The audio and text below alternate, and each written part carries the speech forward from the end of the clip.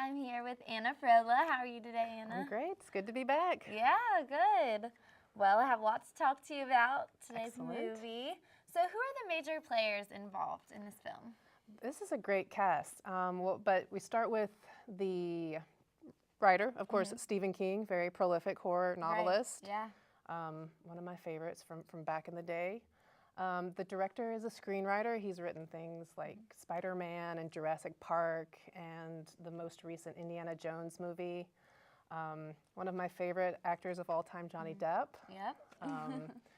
Gets that southern accent right because he is from Kentucky in this film. Maria Bello's really good. I love John Turturro. And actually, this is kind of interesting. You know how Johnny Depp was Sweeney Todd in that 2007 musical?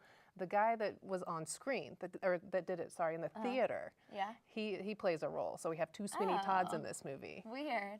But it's a really good cast. Yeah, well, good. So what can we expect from the film? Well, this is a Stephen King story, and he's written a lot of stories about the writer who goes mad out in the wilderness. He did this with The Shining and Misery. So we get another version of that with Secret Window.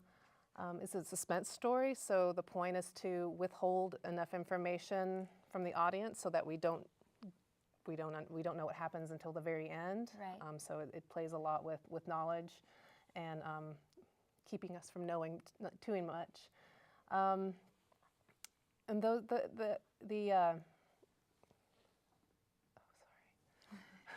So is it a movie we can kind of figure out what's going on, or is it you really don't know until the very end? It gives us some clues. We see one of the motifs is mirrors. So we want to pay attention to the use of mirrors throughout.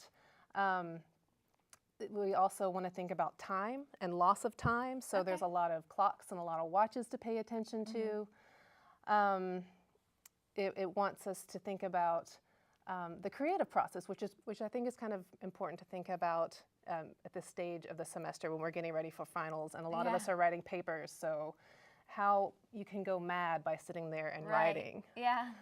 It wants us to think about how we hide truths from how we hide the truth, whether we're sneaking a cigarette from the housekeeper, as Johnny Depp's character does, or hiding larger truths from ourselves. It's also really interested in the fragmentation of the psyche. And it tells this story through mise en scène, which is basically everything that's put in the screen, and it's so setting and costumes and makeup and actor. So we can see a lot about his mental state and his mental breakdown in the mise en scène compared to, say, the character of his wife, who lives in a very brightly lit, neat place, as opposed to his house, which sort of disintegrates as he gets madder and madder. And it's also telling us the story of this psychic fragmentation in the cinematography. So we get a lot of weird camera angles, and sometimes we're very voyeuristic, and sometimes we're seeing it from his perspective, and sometimes it's like we're another character watching him, threatening him. So really menacing kind of camera angles. Oh, okay, interesting. So what do you think of Johnny Depp in this film? Do you think he was the perfect person, or? Yes, because he's different in every single film. And so he not to give too much away, but he plays a couple different characters in this, and he hits the notes right. I'm from the South, so when Hollywood gets Southern accents wrong, I tend to get pretty irritated. But he is also from the South, and he gets it right. Yeah. John Turturro, he's great. He's kind of reprising the same accent that he does in Oh Brother, Where Art Thou? But Johnny Depp always hits the notes right, and he plays really quirky, crazy characters. He's definitely the force of energy in this film. Well, cool. Is there anything you would criticize about this movie? Any critiques? Anything you wanted to see that you didn't, or? Well, I read a lot of Stephen King a long time ago, and sometimes I think he's great. Right. I tend to like his written stories better than I typically like the adaptations, because he's so good about getting the interior state of madness or fear down in writing. And sometimes when we adapt written works to the screen, you have to find some way. We talked about this with Malcolm X. You have to find some way of taking what's interior and thought and making it translatable to the screen, making it make sense visually. So he's told this story before in a couple different ways with Misery, and you really can't match The Shining.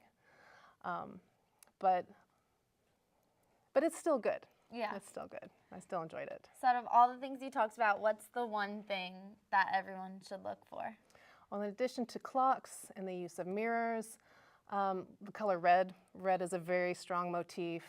Also, it plays around with his name. Pay attention to the main character's name, in particular to the products that he buys at the end. There's a lot of product placement in this film, but what he buys at the end is important to his character. Okay. So watch for that.